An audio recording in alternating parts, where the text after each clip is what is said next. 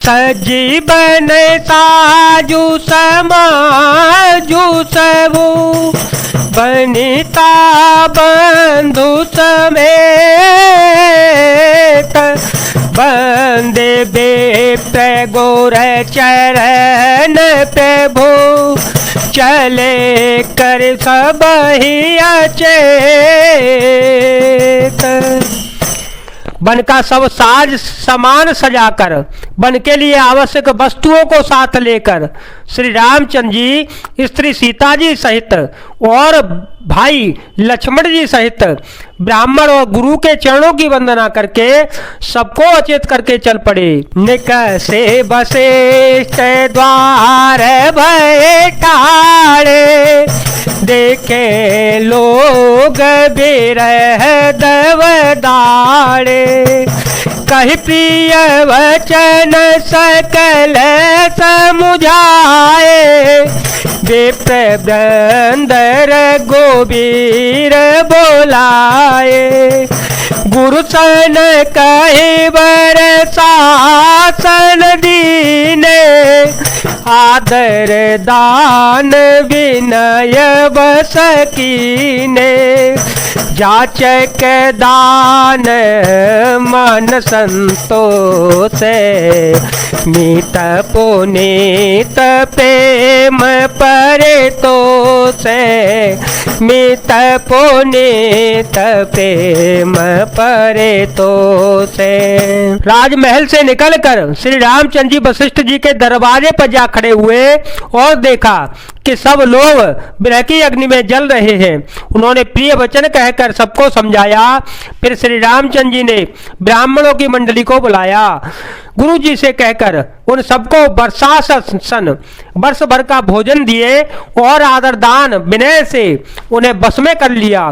फिर याचकों को दान और मान देकर संतुष्ट किया तथा मित्रों को पवित्र प्रेम से प्रसन्न किया। दासी दास बुलाई बहोरी गुरहि सौंपी बोले कर जोरी सबके सार भार गुसाई कर जनक जननी की नाई बारही बार जोरे जोग पाने कहते राम सब सन मृदोबाने सोय सब भाते मोर हितकारे जेते रहे भोआल सुखारे।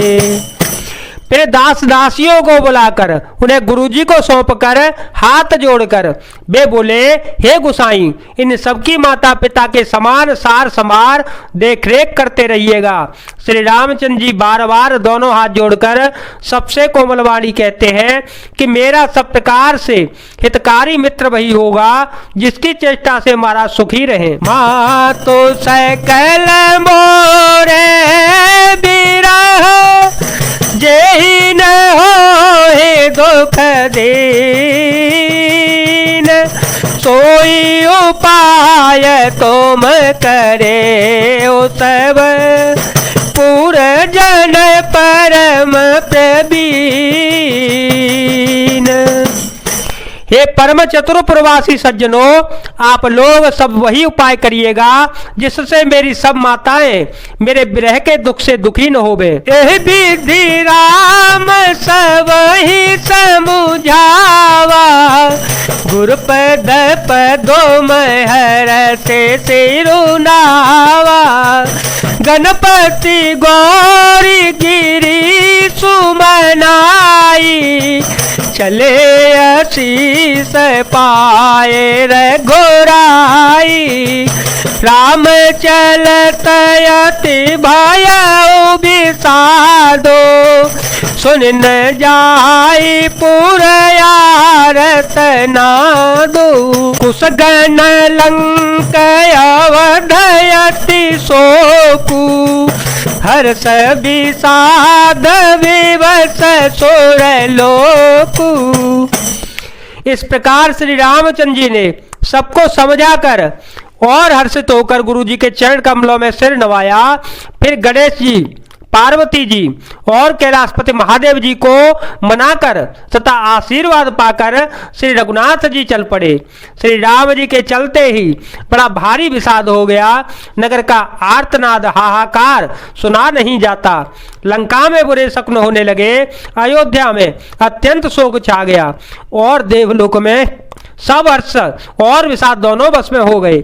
हर्ष इस बात का था कि अब राक्षसों का नाश होगा और विषाद अयोध्या वासियों के शोक के कारण था। गई मूर्छा तब भूपति जागे, बोली सुमंत्रु कहने यस लागे।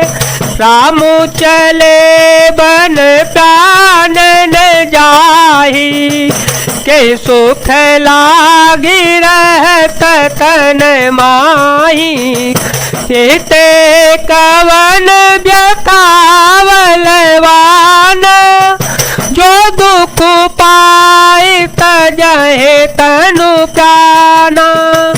पुन धरि धीर कई नर नाहो, ले रतु संग सखा तुम जाओ। राजा दशरथ जी की मूर्छा दूर हुई तब राजा जागे और सुमंत्र को बुलाकर ऐसा कहने लगे, श्री राम वन को चले गए पर मेरे प्राण नहीं जा रहे, न जाने ये किस सुख के लिए शरीर में टिके हैं। इससे